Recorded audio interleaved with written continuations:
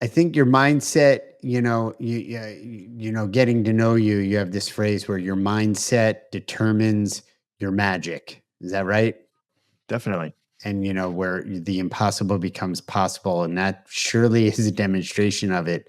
Um, that I feel woken up a little bit. Not that I was like, Asleep. I'm fully engaged, but no. I mean, you know what I'm trying to say? Like there's an extra spark. Maybe Yes. that's a better way to say it. Woken up, Wow. like an infusion, if you Yeah. will.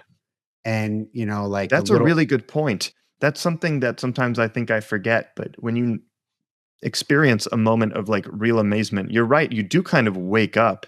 And I think I'm sort of self-aggrandizing right now, but what a gift to be able to give someone. Because when you're a kid, everything is amazing all the time. Everything is new information, nonstop. You're learning, you're experimenting, things are brand new. You're seeing what happens if you mix ideas and put things together. And what about this next to that? When you're adult, things slow down. You stop learning as much. Things aren't as new or as exciting. You've been used to the way that the world works for decades. And when you can give someone a moment that sort of brings them back to that wonder of childhood and just gets them to re-look at something in a new way, a new angle, new perspective, question what they're watching, it's a very unusual experience for most people.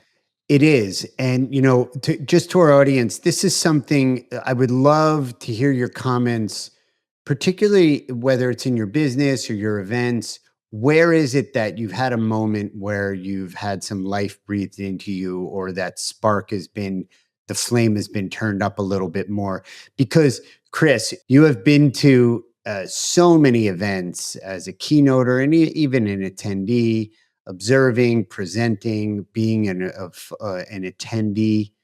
Event fatigue is real, right?